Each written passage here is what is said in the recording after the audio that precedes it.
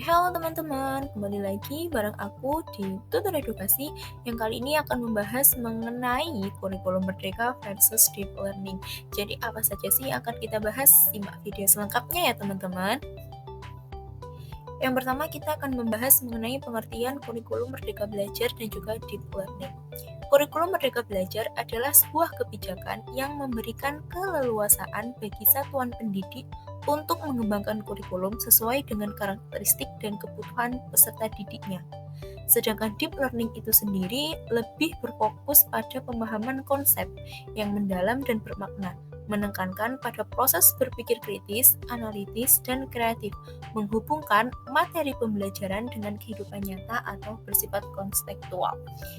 Sederhananya dari kedua pengertian ini adalah jika kurikulum merdeka belajar, guru ini diberikan kebebasan untuk menyusun materi sesuai dengan kondisi dan kebutuhan peserta didik.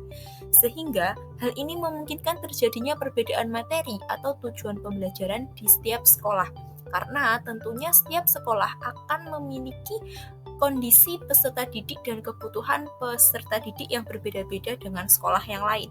Sedangkan deep learning ini kan lebih berfokus mengenai pemahaman konsep secara kritis dan bermakna, sehingga peserta didik dapat memahami materi secara kontekstual dan dapat diimplementasikan dalam kehidupan sehari-hari.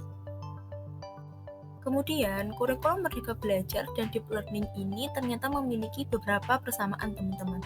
Persamaan yang pertama yakni pembelajaran secara aktif, di mana kedua pendekatan ini berpusat pada peserta didik, menjadikan peserta didik sebagai pusat pembelajaran atau biasa disebut dengan student center, di mana kedua pembelajaran ini menekankan peserta didik harus aktif dalam kegiatan pembelajaran sebagai pusat dari kegiatan belajar mengajar. Kemudian yang kedua, metodenya berbasis proyek, menggunakan metode berbasis proyek yang melibatkan peserta didik atau siswa dalam kegiatan yang relevan dengan kehidupan sehari-hari.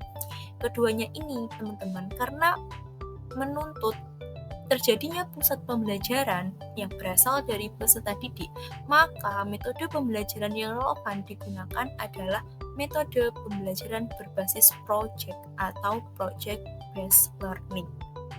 Kemudian yang ketiga yakni pengembangan kompetensi abad ke-21, di mana keduanya memfokuskan pada pengembangan soft skill yang dibutuhkan dalam dunia kerja. Pengembangan soft skill ini untuk mempersiapkan peserta didik terjun ke dunia kerja ini sangat erat kaitannya dengan kurikulum merdeka belajar ya teman-teman.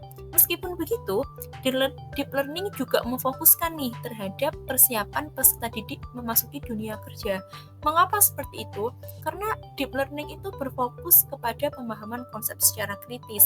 Namun, kegiatan pembelajaran yang dilakukan juga harus bermakna, sehingga diharapkan pemahaman konseptual yang sudah tersusun dalam diri peserta didik dapat diimplementasikan dalam kehidupan sehari-hari, sehingga hal tersebut akan berperan penting dalam pengembangan soft skill peserta didik untuk terjun ke dunia kerja. Kemudian yang terakhir atau yang keempat yakni pembelajaran yang menyenangkan. Keduanya menggunakan pendekatan kontekstual dalam kegiatan pembelajaran. Jadi kontekstual teman-teman sesuai dengan apa yang terjadi di lingkungan sekitar. Jadi baik kurikulum merdeka belajar maupun deep learning ini pembelajaran tuh dilakukan secara kontekstual dengan mengaitkan materi pembelajaran dengan lingkungan sekitar. Sehingga konsep yang terbangun dari pemikiran peserta didik adalah konsep yang konkret atau konsep yang nyata. Misalkan ada materi mengenai jual beli, maka peserta didik diajak untuk turut mengamati lingkungan yang ada di sekitar. Misalkan jual beli yang ada di koperasi sekolah, kantin sekolah, hingga pasar-pasar yang berada di lingkungan sekitar peserta didik.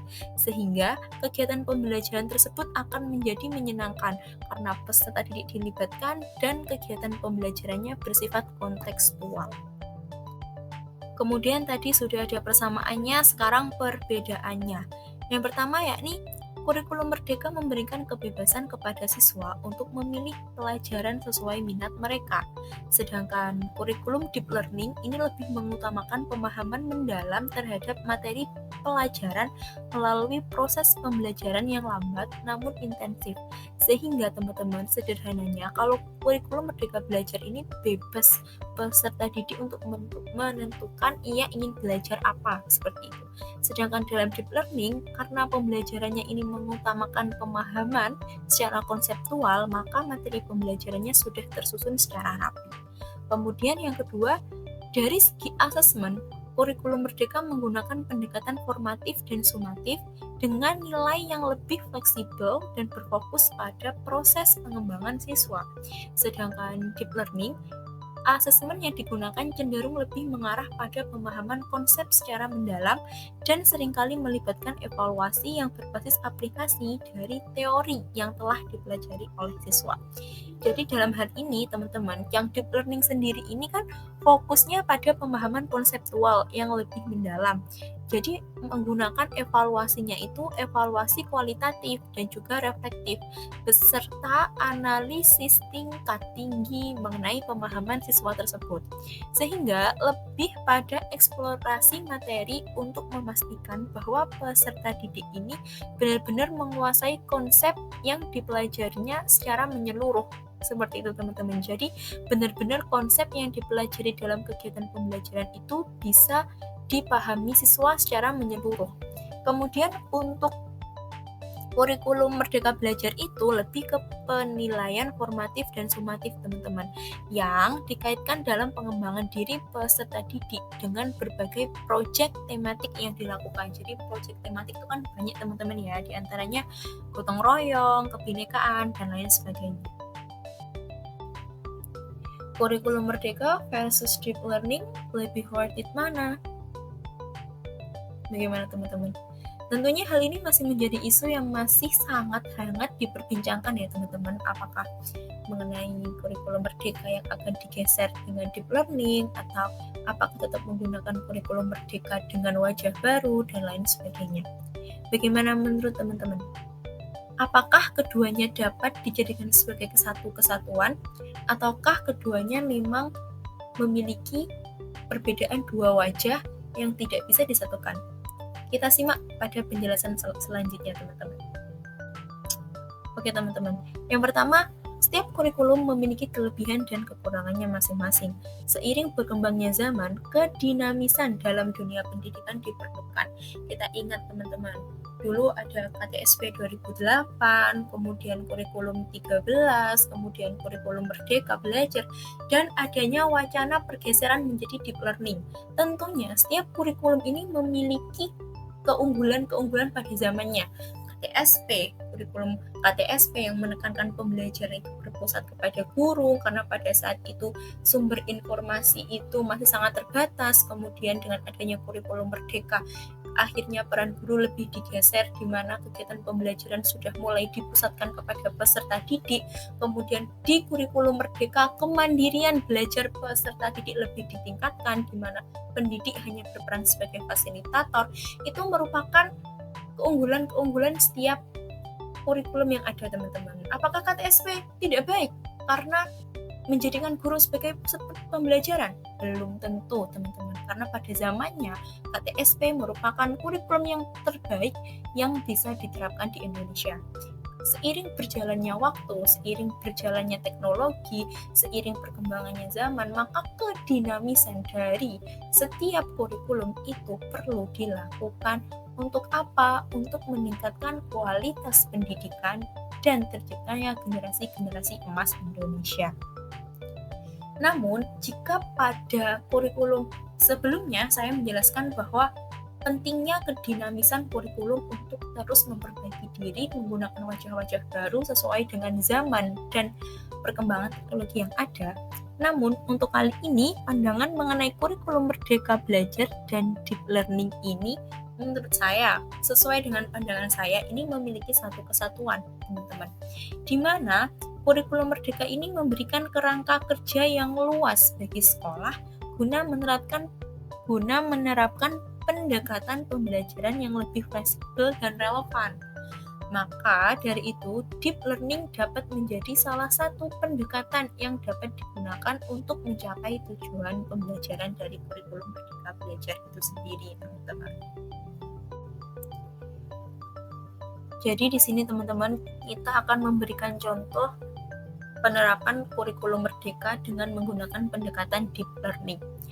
Contoh penerapannya ini menggunakan project based learning atau pembelajaran berbasis project, di mana dari sudut kurikulum Merdeka sendiri, pendidik dapat menentukan project pembelajaran yang erat kaitannya dengan lingkungan sekitar.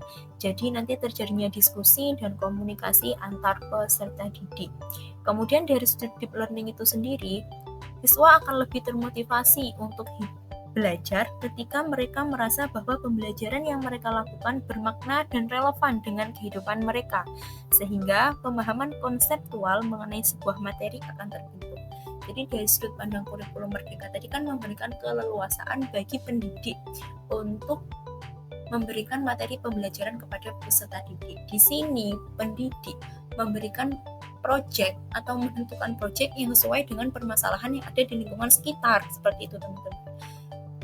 Kemudian dari sudut pandang deep learning, karena pembelajarannya secara konseptual berdasarkan lingkungan sekitar, maka peserta didik ini akhirnya tertarik untuk menjalankan proyek tersebut. Karena peserta didik ini tertarik untuk melakukan proyek tersebut, kan tentunya dia merasa senang. Jadi pembelajaran akan menjadi menyenangkan. Ketika pembelajaran menjadi menyenangkan, maka peserta didik akan mendapatkan pemahaman bermakna yang relevan. Dengan apa? Dengan kehidupan sekitar mereka, karena pembelajarannya sudah dilakukan secara konseptual, yakni dengan mengkaitkan dengan kehidupan yang ada di lingkungan sekitar mereka. Sehingga pemahaman konseptual peserta didik akan terbangun. Ini merupakan contoh penerapan kurikulum Merdeka Belajar dengan menggunakan pendekatan deep learning. Oke teman-teman, sekarang kita ada di tahap kesimpulan. Jadi kurikulum Merdeka dan deep learning itu sendiri kan memiliki beberapa perbedaan dan persamaan. Namun yang paling penting keduanya memiliki tujuan yang sama, yaitu menciptakan pembelajaran yang lebih bermakna dan relevan bagi peserta didik. Jadi meski memiliki beberapa perbedaan, namun keduanya dapat disatukan ke dalam sebuah kurikulum dengan pendekatan pembelajaran dalam kurikulum tersebut. Jadi gimana teman-teman? Apakah teman-teman memiliki pendapat yang sama dengan saya atau teman-teman memiliki pendapat yang lain? Misalkan tidak, kurikulum Merdeka sudah menjadi yang terbaik, jadi tidak perlu ada wacana-wacana dari kurikulum lain, atau mungkin sudah saatnya nih pergeseran kurikulum dari kurikulum Merdeka ke deep learning karena deep learning lebih memiliki keunggulan, atau seperti apa teman-teman ini? Kita diskusi bareng di kolom komentar ya teman-teman.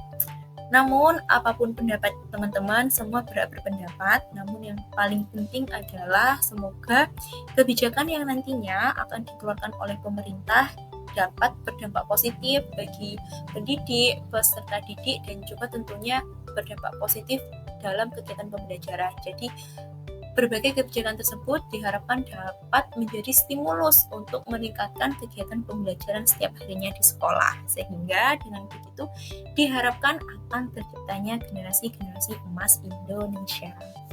Oke teman-teman, terima kasih sudah meluangkan waktunya untuk menonton video kali ini. Semoga video kali ini bisa menambah wawasan teman-teman mengenai kurikulum Merdeka Belajar dan juga deep learning. Semoga bermanfaat bagi teman-teman. Jika ada pertanyaan atau diskusi mengenai topik ini, bisa teman-teman tulis di kolom komentar. See you in the next video and wassalamualaikum warahmatullahi wabarakatuh. Bye-bye teman-teman.